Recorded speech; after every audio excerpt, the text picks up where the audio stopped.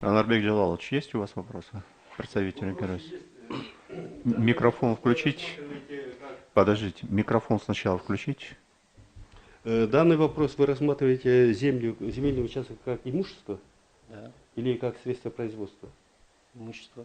И какие имеются в этом земельном законодательстве пробелы? Еще раз повторите.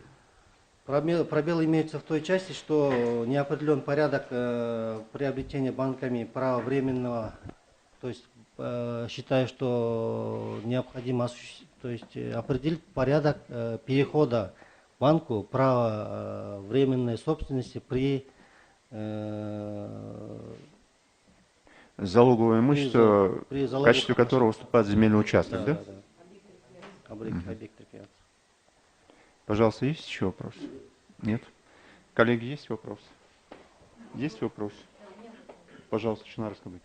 У меня вот к вам вопрос. По пункту Г получается, да? Как вы определяете, что оно контролируется другими иностранными лицами, если оно в принципе является юридическим лицом Кыргызской Республики, не показаны иностранные граждане, иностранные юридические лица? Есть у вас способ их определения? Ну, при предоставлении документов мы также истребуем и копии учредительных документов, которые предоставляются самими юридическими лицами.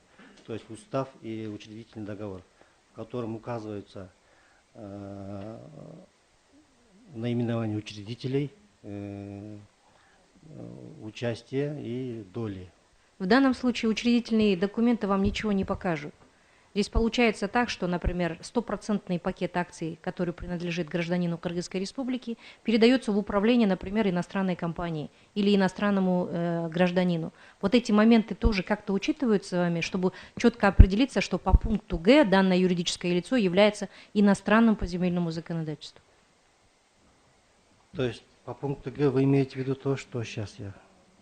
Контролирующий пакет акций. И имеет не менее 20% уставного капитала, не да? Г, а На счет. В тогда, да?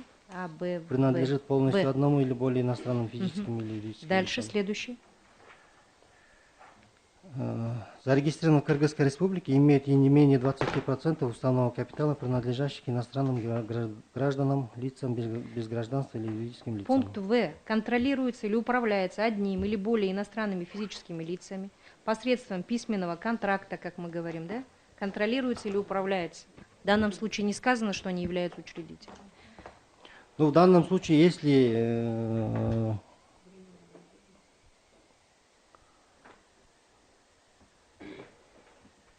в случае обращения от имени иностранного юридического лица, лицо, которое контролирует данным имуществом данного юридического лица, также предоставляется вот этот контракт, который заключен с иностранными... То есть истребуете, да? Да, тоже. Спасибо.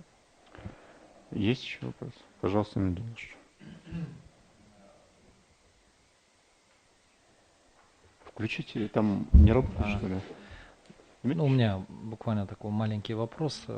Исходя из вашей позиции, вы сказали, что, в общем-то, суд мог применить другие нормы действующего законодательства с тем, чтобы правильно разрешить данную ситуацию. Да? Но в то же время, исходя из материалов, после отказа госрегистром районным, субъект, вот в данном случае банк, обращался в вышестоящую, и там была высказана совершенно иная позиция, да, вашего органа, который вы представляете. Ну, позиция нашего органа заключается в том, что регистрационный орган не может применять нормы закона по аналогии. Мы считаем, что данная прерогатива относится только к суду.